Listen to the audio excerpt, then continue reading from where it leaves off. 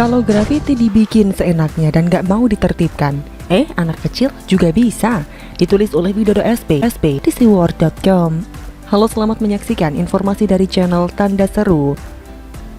Tindakan dari Polresta Surakarta untuk menyelidiki grafiti berisi kritik terkait pemberlakuan pembatasan kegiatan masyarakat atau PPKM di Kota Solo patut untuk didukung. Juga rencana untuk membina pelaku jika sampai ditemukan. Ini tidak berarti bahwa polisi hendak membungkam kebebasan menyampaikan kritik dan pendapat melalui seni grafiti.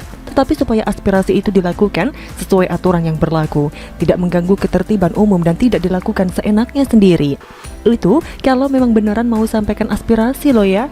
Mengeksplorasi rasa yang ingin disampaikan boleh-boleh saja, tapi ada aturan dan regulasi yang berlaku. Tidak sembarang coret-coret. Itu salah, kata Kapolresta Surakarta Kombes Pol Adi Safri Simanjuntak seperti dilansir laman CNN Indonesia. Saya pun mendukung niat Wali Kota Solo Gibran Raka Buming Raka yang mengaku dirinya siap mendengarkan segala bentuk kritik dari masyarakat yang menurutnya sebaiknya disampaikan secara langsung kepada pemerintah Kota Solo. Langsung ke saya saja, datang ke sini, Balai Kota Solo atau WA saya, kata Gibran kepada media. Hal ini tidak berarti kreativitas dan suara kritis mau dibungkam loh ya, tapi lebih ke arah ketertiban saja, biar para pelaku grafiti itu tidak sembarang melakukan coret-coret di tempat yang tidak seharusnya, seperti misalnya di toko atau tembok milik warga. Cuma repotnya kalau aparat menghapus grafiti yang salah pasang alias melanggar aturan dan membuat pandangan menjadi tidak sedap, nanti direspon dengan perlawanan atas nama kebebasan berpendapat. Iya kan? Padahal faktanya memang tak sedikit coretan itu yang dilakukan dengan seenaknya, bikin kotor dan merusak keindahan juga. Mau membantah? Saya bisa tunjukkan beberapa contohnya kalau bersedia menanggung akomodasi dan konsumsinya. Jangan lupa kuota dan sedikit uang saku buat bantuan tersebut. Masa gratis sih? Jangan salah, saya tidak anti kritik atau seni grafiti. Saya suka kok. Bahkan saya pernah tuh dengan sengaja datang ke kawasan Jodipan yang penuh dengan karya seni yang kreatif, juga meriah karena dibuat dengan warna-warni. Hanya harapan saya selain jangan dilakukan di sembarang tempat, harap bisa dibedakan antara menyampaikan aspirasi, kritikan, curhat, sekedar sampaikan unek-unek dengan kritikan yang berlebihan, atau makian dengan alasan kebebasan berpendapat. Saya pun tak yakin seandainya posisi dibalik, apakah para pelaku grafiti itu mau diorek-orek tembok rumahnya atau ketika perilakunya dikritik balik. Kelihatannya sih maunya hanya mengkritik tapi alergi dikritik balik. Tenang saja, sikap semacam itu masih natural kok. Mana ada orang yang senang dikritik secara terus-terusan, mana ada orang senang kerjanya tidak dihargai, karena orang hanya menyorot kekurangan atau kebijakan yang dianggap menyusahkan atau bikin tidak nyaman. Betul begitu kan? Karena alasan yang sama bagi saya ide yang disemburkan lewat media sosial dengan memakai gejayan memanggil, dengan alasan lomba, juga kurang pas. Apalagi katanya akan ada nilai lebih bagi yang gambarnya paling cepat dihapus oleh aparat keamanan. Itu kok kesannya provokatif ya. Penyelenggara acara itu kalau orangnya gentleman sepertinya akan alergi pula untuk dikritik. Kalau nggak percaya, kita adakan lomba juga untuk coret-coret mukanya. Maksudnya tembok rumahnya. Coretan mana yang dihapusnya bisa diberi nilai lebih juga. Pasti nggak mau kan lo? Akhirnya semua kembali pada motivasi sebenarnya dalam melakukan segala sesuatu, termasuk keinginan beropini atau menyampaikan kritikan dan keresahan hati dan pikiran. Kalau memang kreatif, buktikanlah lewat grafiti dengan pesan yang kuat, tapi tidak terkesan ngawur, jorok, kasar atau menyurut emosi dengan kata-kata yang tidak pantas. Siapa tahu nanti malah bisa kerja sebagai tim kreatif dari salah satu penjual rokok yang balihonya sudah ada di jalan-jalan itu. Kalau memang kalian kreatif, bisakah menyampaikan kritik keras tapi tidak provokatif, juga ditaruh pada lokasi yang tepat sehingga tak mengganggu ketertiban umum dan tak merusak keindahan kota? Kalau mau coret-coret di tembok atau toko milik warga dengan tulisan yang gede hanya bermodalkan piloksi, anak kecil juga bisa. Nulis Tuhan aku lapar, keponakan saya juga bisa kalau saya suruh. Begitulah kura-kura. Bagaimana menurut Anda?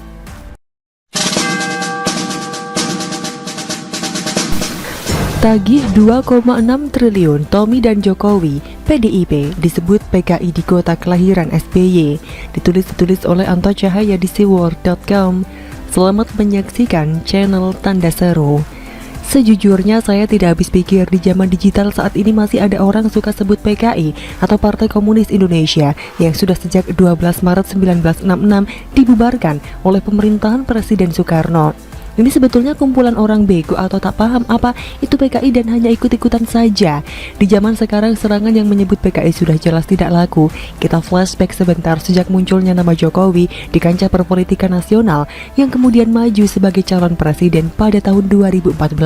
Tak sedikit serangan yang ditunjukkan kepada beliau dengan sebutan PKI. Dan tentu saja tuduhan atau serangan itu tak terbukti atau lebih tepatnya mengada-ada alias hoax. Tapi anehnya masih juga ada orang yang percaya sebutan PKI nampaknya masih laku saja dikonsumsi oleh kalangan tertentu. Saya menduga ini dihembuskan oleh para simpatisan yang kagum kepada klan atau dinasti yang terbentuk di era Orba. Maklum saja, saat ini pemerintahan Jokowi melalui Sang Sri Kandi Sri Mulyani sedang mengobok-obok keluarga cendana tanpa ampun. Bambang dan Tommy disikat. Pasalnya, Satgas Bantuan Likuiditas Bank Indonesia atau BLBI memanggil Hutomo Mandala Putra alias Tommy Soeharto. Pemanggilan tersebut dimaksudkan untuk menagih utang mencapai 2,6 triliun rupiah dalam tragedi BLBI. Mengutip pengumuman Satgas BLBI yang tayang di Kompas, Senin 23 Agustus 2021, Tommy dipanggil sebagai pengurus PT Timor Putra Nasional. Bersama Tommy, Roni Hendrarto Rono Wicaksono juga turut dipanggil atas nama pengurus. Sedang Bambang Tri tersangkut piutang penyelenggaraan SEA Games ke-29. Bambang bertanggung jawab menjadi Ketua Konsorsium Mitra Penyelenggara atau KMP SEA Games 1997. Bambang diminta mengembalikan dana tersebut ke negara, ditambah bunga 5% per tahun. Tagihan membengkak menjadi 50 miliar rupiah. Lalu apa hubungannya dengan aksi vandalisme penghinaan di kantor DPC PDIP dan tulisan tentang Jokowi di kota kelahiran SBY Pacitan, Jawa Timur? Bisa dua hal yang berbeda atau sebaliknya. Tinggal bagaimana sudut pandang kita.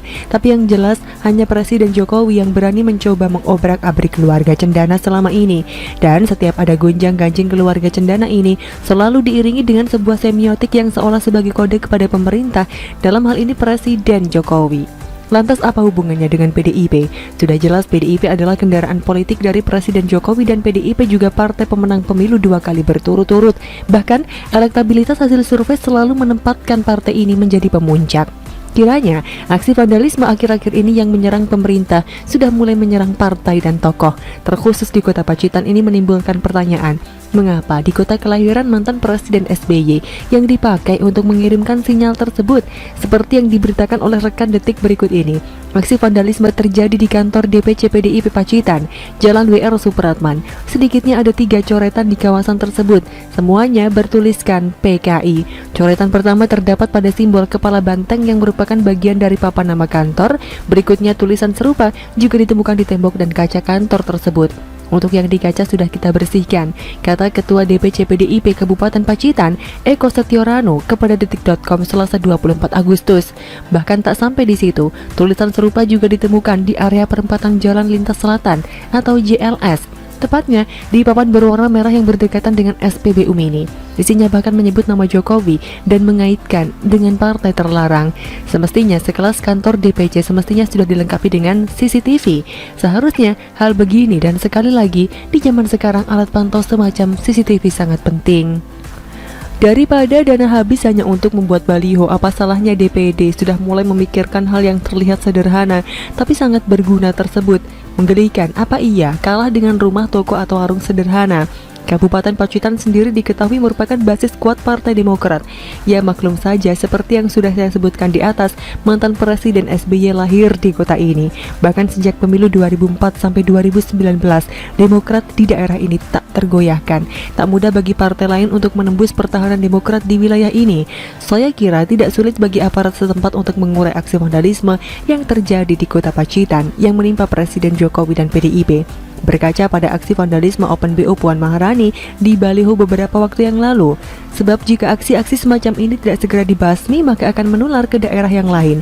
Seperti yang sudah saya tuliskan di kota Solo, bagaimana wali kota Solo Gibran Raka Buming Raka sampai mempersilahkan para pelaku vandalisme untuk menemuinya. Dan menurut saya mereka tak akan berani. Hanya kumpulan manusia pengecut yang berniat kotori wajah kota.